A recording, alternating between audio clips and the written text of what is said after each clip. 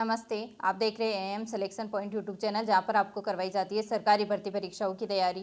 देखो, आज की क्लास में अपन जो 17 अगस्त 2025 को पटवारी का एग्जाम हुआ था, सेकंड पारी में जो हिंदी के पूछे गए क्वेश्चन हैं उनको आज की क्लास में अपन पढ़ेंगे। ये जो पटवारी के एग्जाम में पूछे गए हिंदी के क्वेश्चन हैं, ये राजस्थान हाईकोर्ट चतुर्थ श्रेणी एग्जाम के लिए बहुत ही ज़्यादा इंपॉर्टेंट है, तो इनको ज़रूर याद करना। आप हाईकोर्ट का एग्जाम जो भी दे रहे हैं, वीडियो का जो भी एग्जाम दे रहे हैं, उनको जरूर ये देखने चाहिए। फर्स्ट क्वेश्चन है, आत्मोत्सर्ग शब्द के अंदर संधि विच्छेद बताना है, तो इसका संधि विच्छेद होगा आत्म प्लस उत्सर्ग, ये वाला सही होगा। आत्मा शब्द का मूल शब्द होता है आत्मन, परंतु ऑप्शन के अंदर आरपीएससी ने जो आंसर माना है आत्मा प्लस उत्सर्ग, ये सही माना है, तो अपन को भी यही मानना है, आत्मा प्लस उत्सर्ग यानी आत्मोत्सर्ग बनता है। सेकंड क्वेश्चन है, पर्याप्त शब्द है और इसके अंदर उपसर्ग बताना है, तो पर्याप्त शब्द के अंदर परि उपसर्ग है।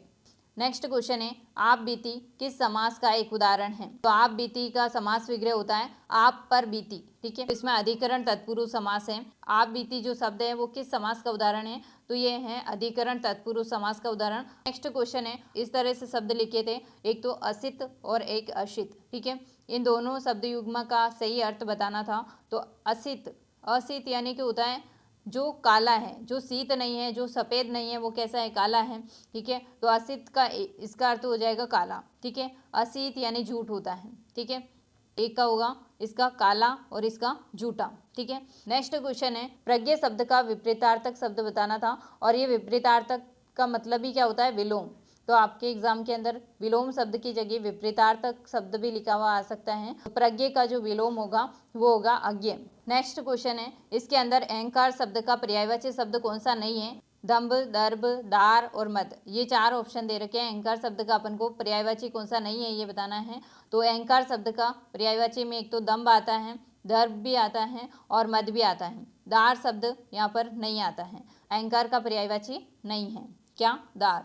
नेक्स्ट क्वेश्चन है, अशुद्ध शब्द का चयन कीजिए, तो अशुद्ध शब्द इसके अंदर ये चार ऑप्शन थे, भावहीन, विस्मयार्थक, शिथिल और स्मृति। तो विस्मयार्थक सही है, शिथिल भी सही है, इस तरह से लिखा जाता है, स्मृति भी इस तरह से लिखा जाता है, तो ये सही है, ये तीनों है सही। और ये वाला गलत लिखा हुआ था, भावहीन, इसमें छोटी मात्रा नहीं आती, इसमें बड़ी मात्रा आती है, इसलिए भावहीन इस तरह से लिखा जाता है, ठीक है।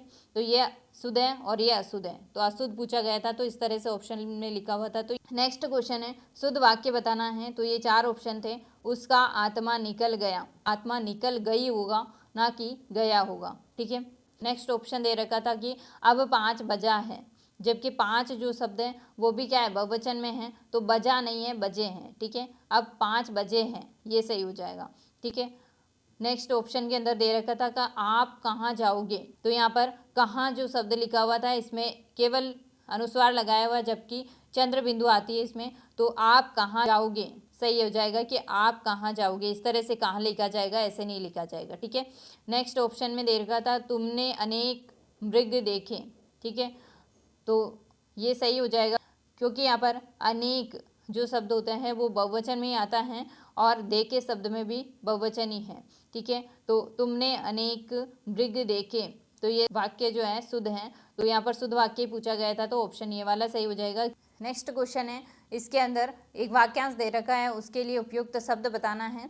क्या वाक्यांश है कि जिसके समान अन्य ना हो वो कहलाता है अनन्य, ठीक है।